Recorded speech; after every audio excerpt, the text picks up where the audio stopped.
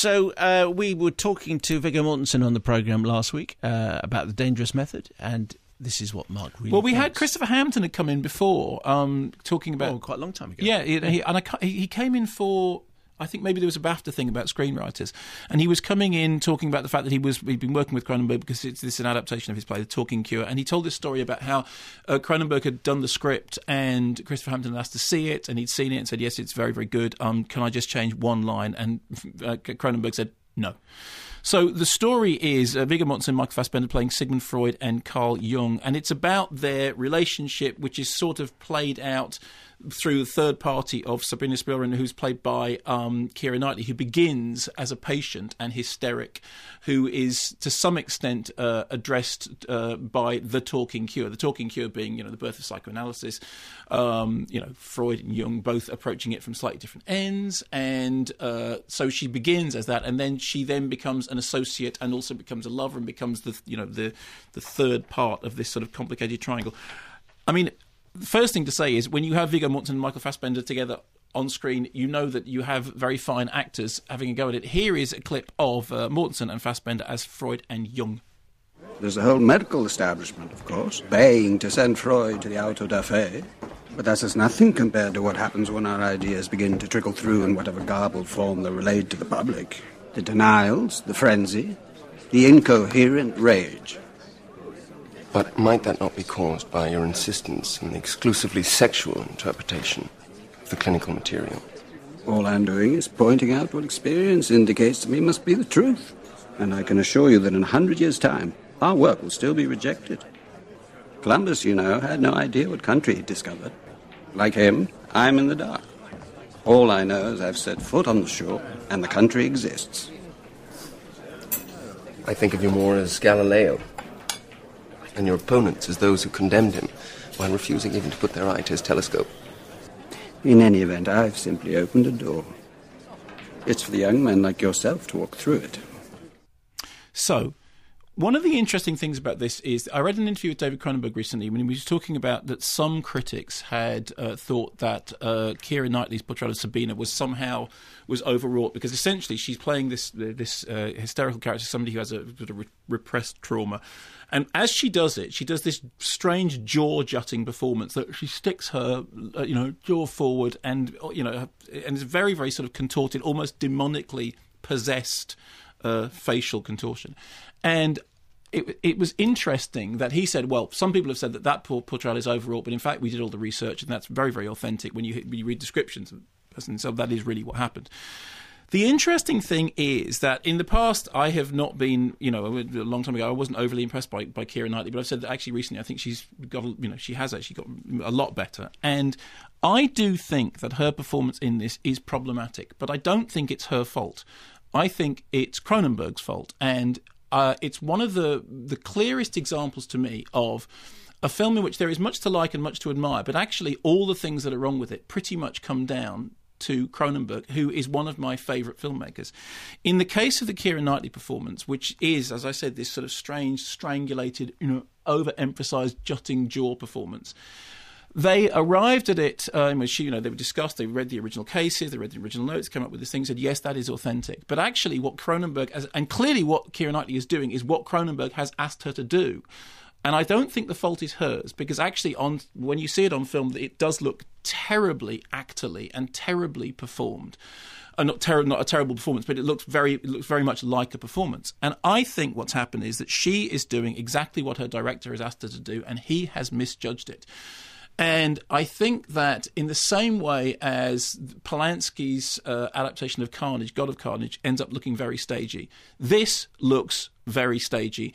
And that's to do with Cronenberg's direction rather than the fact that, obviously it is a stage play originally. And you have three very fine performances. I mean, it's been taken as read that everyone says, well, Viggo Mortensen's great, Michael Fassbender's great. Actually, I would say that I think Keira Knightley is doing a very good job of doing what her director has asked her to do. And the problem is that I think that Cronenberg has dropped the ball. Now, this is not to say for 1 minute that you shouldn't go and see the film, because almost anything that Cronenberg does, I think you should see. The thing with Cronenberg is that when he began, began, and he began as a very sort of fleshy horror filmmaker who made essentially visual metaphors. You look at films like The Brood, Rabid, Shivers, Scanners, which had exploding heads and strange bodily mutations, and there was that great cry from Videodrome, long live the new flesh, that what he did was he gave fleshy form to metaphorical ideas. And this was the thing that made him the great darling of horror fans, because if you liked Cronenberg, it was like subtext became supertext. Some people would look at horror films and go, well, they're all just about scrunge and all that sort of stuff. And go, no, actually, in the case of Cronenberg, they mean something. Later on, he sort of moved away from body horror, which is perfectly fine, and made movies, Dead Ringers, although there is still quite a lot of body horror in that, Eastern Promises, which I think are very, very finely done movies.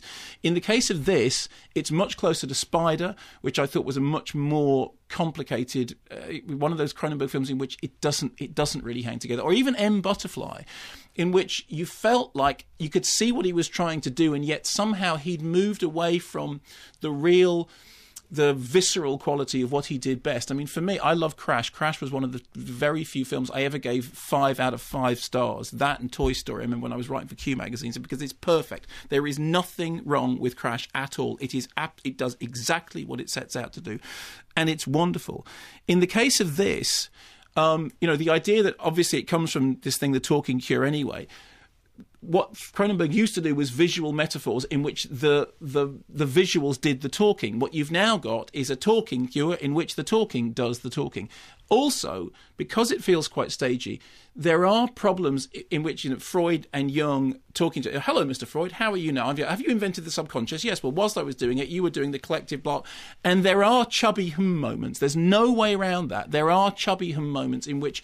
Do you just want to remind people what a chubby Well, chubby is when somebody does the thing they're famous for doing. And it was a gag. It came from John Ronson, who was talking about the Karen Carpenter story. And there's a moment in the TV film of the Karen Carpenter story in which Karen Carpenter reads a review of one of an early Carpenter's performance, and it says the chubby drummer kept time, and Karen Carpenter goes, chubby? And John Ronson used this, actually it's a misquote, but he used it as a sort of indication of that moment when somebody in a film does the thing they're famous for, and there is a lot of that in this. So I think it's an interesting idea and it's an interesting period. It is very stagey. I think but it is one of Cronenberg's films that doesn't satisfy me, despite the fact I would say you should see everything that Cronenberg does because he's David Cronenberg. I think it has actually 3 very fine central performances, one of which I think is misdirected. And I think as a whole, it does fall down. The fact that it's called something called The Talking Cure, and it does come down to an awful lot of talking and not much curing, and it makes anybody who loved The Fly, loved the language in The Fly, that moment in The Fly in which Jeff Goldblum says, I'm a fly who dreamt he was a man, but now the dream is over and the insect is awake. That's Shakespeare. And so, as somebody who loves and cherishes Cronenberg, I have to say this is one of his failures. An admirable failure, yes, but a failure nonetheless. Lou in Stockholm says, as I, a big Cronenberg fan, came out of a screening of A Dangerous Mind a few months back. Dangerous Method. Here. Dangerous Mind is a George Clooney... Just making it if he came out of a different film altogether, of course. I felt massively underwhelmed. Granted, my expectations were set very high after having seen his 2 previous collaborations with Mortensen and later having gone through his entire back catalogue. In brief, I think that regardless, if you really love or hate Cronenberg, you would never describe his movies as ordinary. A Dangerous Method is just that. Disappointingly humdrum affair that offers little in terms of story, emotional engagement, and even, and this is the big kicker, themes. David Kramer. I saw Dangerous Method, or as it's called here, Eine dunkle Begierde, a dark desire. It's not called Le Cor Anglais? No, it's Eine dunkle Begierde. Just changed it slightly. Yeah. Some weeks ago, yes, I saw this. Since it was my first Cronenberg picture and I knew Mark's fondness for A History of Violence and Crash, I had high expectations and they were met with disappointment. It's just some studies filled with old blokes talking about sex and smoking cigars, isn't it? Richard, 2001. Davis, it's just some monkeys in a block. But I understand. That's pretty much what I've just said. To say I was bored out of my mind is an understatement, as the film was just full of long speeches and was about a topic I can't say I have much knowledge about. I went with my girlfriend who studies film at King's College London. She'd done some studying previously with psychoanalysis and this helped her keep up with the plot of the film, although she agreed with me that it was very wordy. If you don't have any previous knowledge of the topic, then I can't see this film getting much praise. The thing is, it can be wordy if Aaron Sorkin is doing a movie. It can be wordy and it's nimble and it's interesting and full of pizzazz, but this was wordy and felt a bit lumpy. Yes, I mean, I think it's, I think it is ordinary.